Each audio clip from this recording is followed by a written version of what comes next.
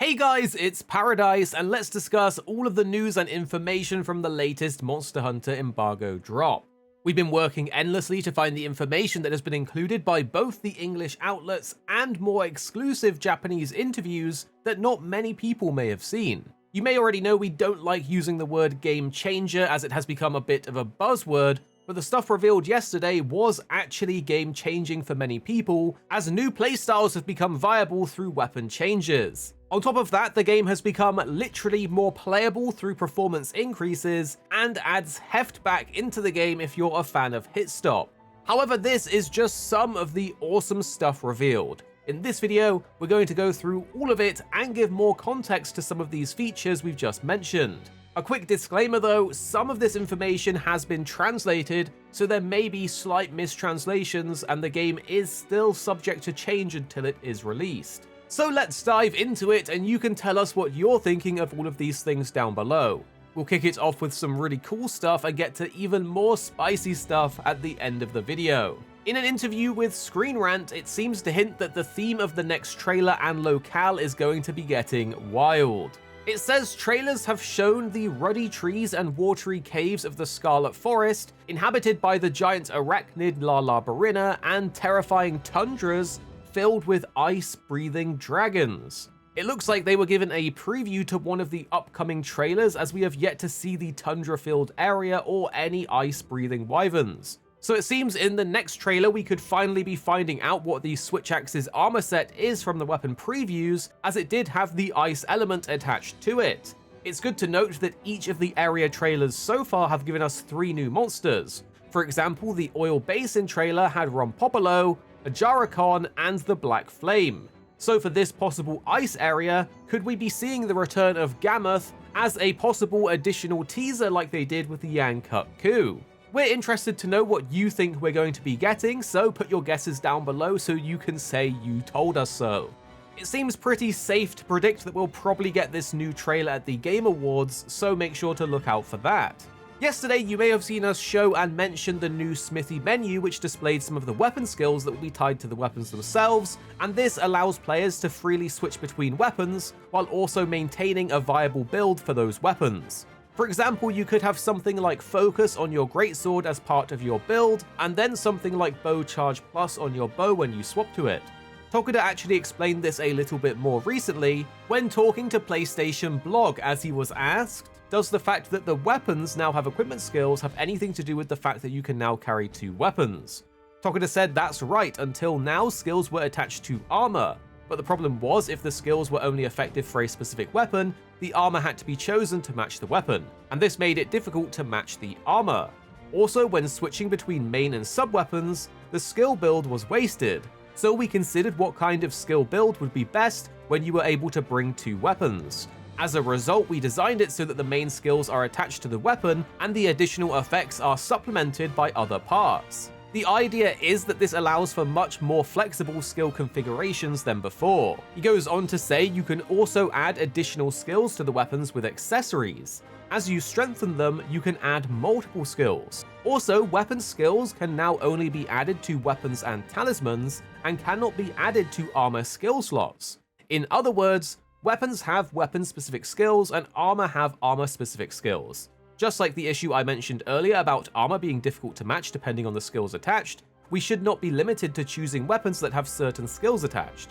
By adding attack skills to weapon slots, you can, for example, play with this weapon type while equipping it with concentration, a skill that is effective for certain weapon types. While this does make it look like that weapon-only skills will only be available on the weapons themselves, but it's pretty cool to learn they can be included on talismans as well. The cool thing about this interview and the videos that came out of it is that we got a look at a few of the skills that will be available in the game, as some press were able to freely craft armor. This means we got a look at some new and returning skills added in Wilds. In the gameplay, we can see there is Offensive Guard on the Chemotrice Greatsword, and this does give it at level 1. It increases attack power by 5%, and higher levels provide greater multipliers, with level 2 offering 10%, and level 3 offering a 15% boost. It also looks like some skills, such as Guard, have got adjustments to their levels, as it now looks like there is only 3 required levels rather than the usual 5, which changes the dynamic for weapons that are Guard heavy.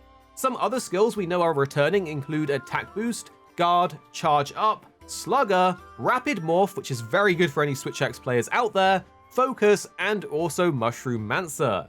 Crit Draw also seems to be returning, giving you 100% crit rate at level 3, meaning once again you will be able to get some guaranteed crits on draw attacks, which will likely be massive for greatsword builds. We also know some of the returning skills are now group skills, which are skills that are activated once the player has equipped armors from a particular type of monster or condition, for example slotting on 3 Wyvern pieces from any Wyvern monsters. And in the IGN gameplay we finally got to see Fortify return as a group skill. Related to the armor, we know that we'll be able to freely display and turn off different pieces of our armor, as in the same gameplay we got examples of the player individually turning off selected pieces.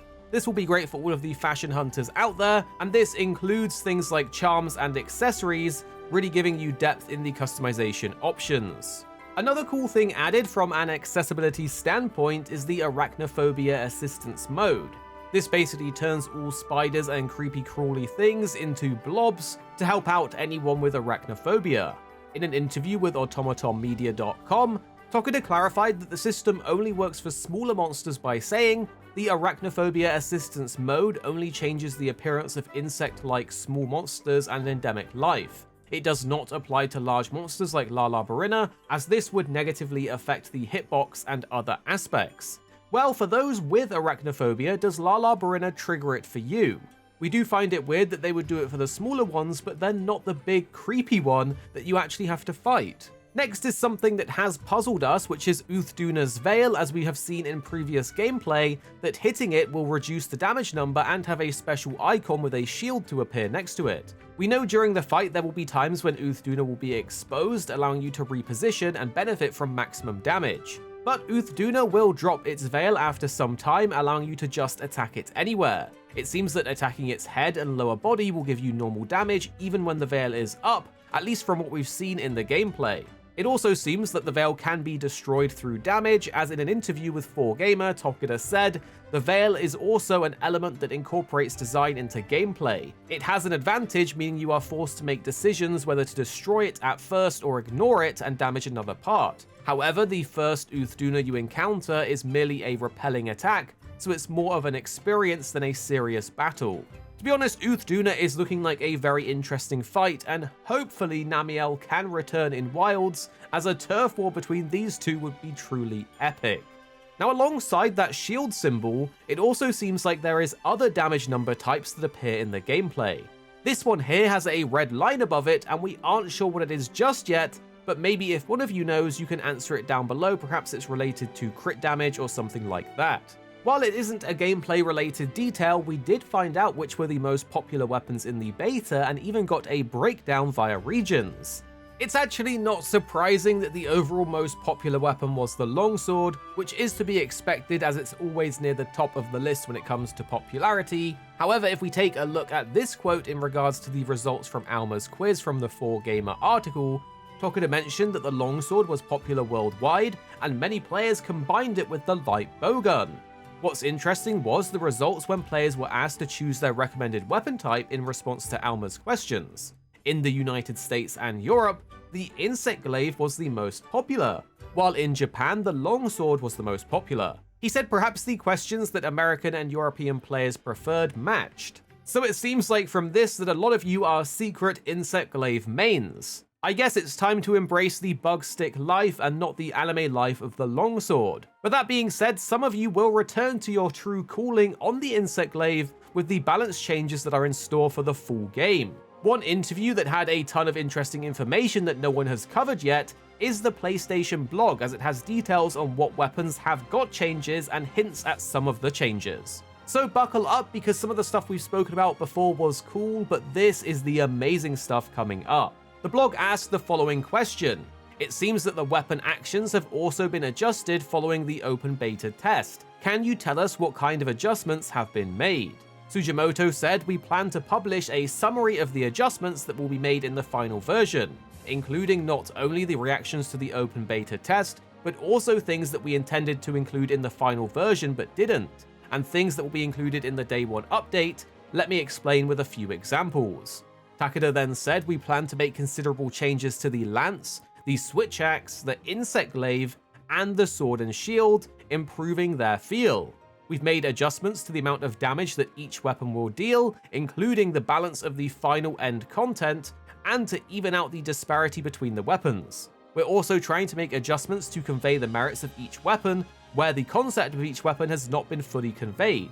For example, the full release slash at the end of the switch axe's branch was less appealing in terms of both feel and numbers compared to the final branch of other weapons, so we plan to adjust it to make it even more appealing, including the cycle leading to it. And this is just music to the ears of any switch axe player. To be honest, there's a lot to unpack here. Firstly, Ryozo has confirmed, just like Jono did, that there will be a post or summary of some sort with planned adjustments from the open beta. We're guessing that this will probably drop before a next demo, and maybe some of the changes will be implemented into that branch of the game too. The fact that they've said there is a blog post coming, it has us hopeful for some significant changes. But to be fair, many of the weapons in Wilds were feeling great, it's just a few of them that needed these sweeping improvements. In addition to these changes, he also mentioned that there is a day one patch that will also include things that they weren't able to get in the launch version.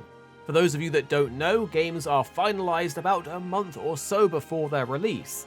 This finalized version is then burnt to a disk, which is then done after the game has passed all the platform holders' certification tests like PlayStation and Xbox's, and this is called going gold. Because there is a time between the game going gold and the release of the game, it means the devs can actually work on a day one patch for release that will include all of the stuff and bugs that they couldn't finish before the release of the game. And this leads us on to the next part of the answer, as Tokuda has listed some of the weapons that will be receiving considerable changes, including the lance, switch axe, insect glaive, and sword and shield. It looks like Capcom really went to work after the beta, as from the performance of these weapons in the beta, you can clearly see that there were some outliers, with weapons like the switch axe and lance needing to get buffed up, while things like the bow maybe will get nerfed down a little, so all of the weapons are a bit closer in performance. A major change that we just mentioned for the switch axe as well is improving the full release slash, which is its brand new finisher. In the beta, many switch axe players found a few issues with gauge management, the damage difference between sword and axe mode, and the full release slash. To sum things up, the flow of the new switch axe led you into a full release slash, but it didn't really pay off in terms of damage. So many switch axe players were calling for a buff here, and it seems that Capcom is providing that and are listening to feedback, and they say they are adjusting the whole flow of the weapon leading up to the full release slash. On top of this, the removal of some of the insect glaive's moves was a major sore point for a lot of players in the beta, especially so for those secret insect glaive players from Alma's test. Now, we have covered it in a few videos, and the community as a whole is pretty excited about the change of adding the bounce back in. However, some of you may be wondering why it happened in the first place, and in an unprecedented move, we actually got an answer from the blog. They asked regarding the insect glaive in Monster Hunter World Iceborne, the concept was to focus on aerial combat to deal damage, but this time it seems to be stronger in ground combat and less in aerial combat. Was this an intentional adjustment? Tokuda said, "First of all, I would like to inform you that the dancing jump, or vaulting dance as we call it, was not in the previous demo version, and this has already been revived in current adjustments. The fighting style of earning hits while flying was prepared in previous works, but in this work, the design was not so focused on taking damage in aerial combat." And between the translation, it sounds like he wanted people to focus more so on the new moves than to just go back into the old playstyle. However, after receiving many opinions from Insect Glaive users who tried out this version, they said it's not about it being strong or weak, but it's about it being the identity of the Insect Glaive. And he reflected on this and was not able to respond to everyone's feelings, but immediately changed course to bring it back while balancing it, and he is continuing to make adjustments. So can we just take a second and realize how cool it is that one of the main developers is being this transparent? What an absolute legend, and hopefully we're not the only ones that appreciate this. He basically said that they wanted players to try new stuff rather than focusing on what they know with the aerial combat. And this is quite fair, as developers need people to try their new things, to give it a fresh and rewarding experience to everyone, and to get feedback on it. But it's also very impressive that they listened to this feedback and adapted even though the team's original vision was something completely different, so hats off to them. Some things that we have learnt about the vaulting dance is that it seems to have retained much of the same properties from the previous versions, as you're able to earn increased damage from each bounce, kind of similar to what happened in Monster Hunter Rise, where you were able to perform 3 bounces in a row before having to return to the ground. So it's a happy day for those Insect Glaive mains that love aerial combat. And now the aerial combat of the Insect Glaive is way more fluid and awesome after this change. Another sticking point for many players during the beta though was the performance of the game, especially on PC, where players literally had origami monsters, choppy frame rates, and even crashes. An exciting thing to know is that we got some extra insight into this from a PC Gamer article, where they say that their preview session was running on a PlayStation 5, which is only so useful to compare with their experience on the Steam beta. And while the beta's PS5 version might not have featured the origami monsters that players encountered on PC, the PlayStation 5 beta players reported their own frame rate and performance stumbles. But compared to those descriptions, the updated build that they played in Osaka, which was locked in the quality-focused resolution mode, was smooth and free of any jarring frame rate dips. Other press at the preview event who played the beta on PlayStation 5 also remarked on the performance improvement, lending some believability to Capcom's claims during the beta that the full game was already more improved. Monster Hunter Wilds game director Tokida was speaking via an interpreter at the event and said that players on PC should expect similar improvements. He said, "We feel you can really feel the difference in the improved frame rate. The same level of frame rate improvement will also be implemented on PC for the final product." Now personally, I know that their performance has been bad in each of their preview phases for Wilds, but I do believe them when they say that the final version of the game will be much improved, as each time we've seen it, it's had massive improvements across the board. We are still a few months out from release, and they have mentioned that the content for the game is basically finished, and that they are in the QA and optimization phase, meaning they have a lot of time to focus on polishing the game.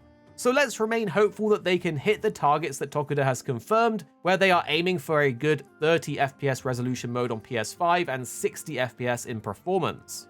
Another cool thing that we got to see that wasn't gameplay related was some behind the scenes of the motion capture, which in of itself is really cool. This time around, the devs are putting more of a focus on capturing more human animations, and we ourselves noticed this as we made a whole video on the world and the awesome animations, which is 100% something you should check out if you've missed. The lucky press that attended were able to get a tour and demo of how the motion capture animation pipeline works for Wilds, and it's kind of crazy to see the actors acting out being a Deshagma.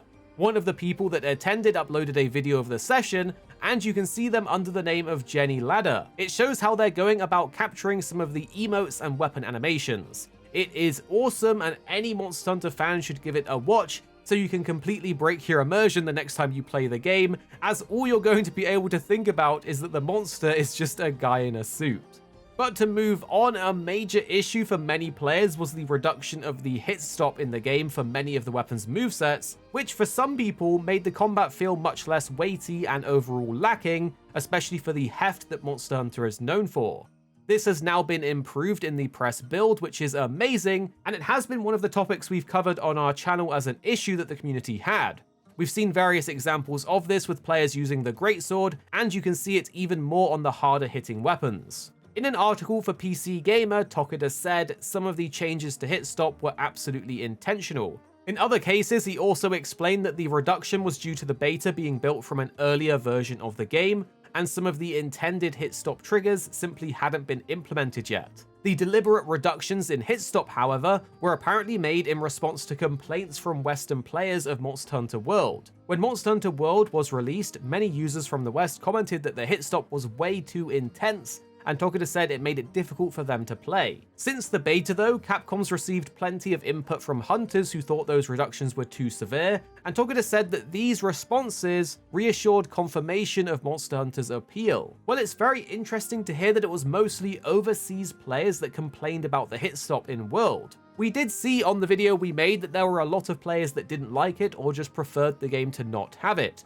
while others were completely dead set on it remaining as it used to be. It is understandable that having this hit stop in the game actually makes all of your attack animations take longer to complete, so you as the player can be less responsive in the fight as the animation has to pause for a bit with each hit.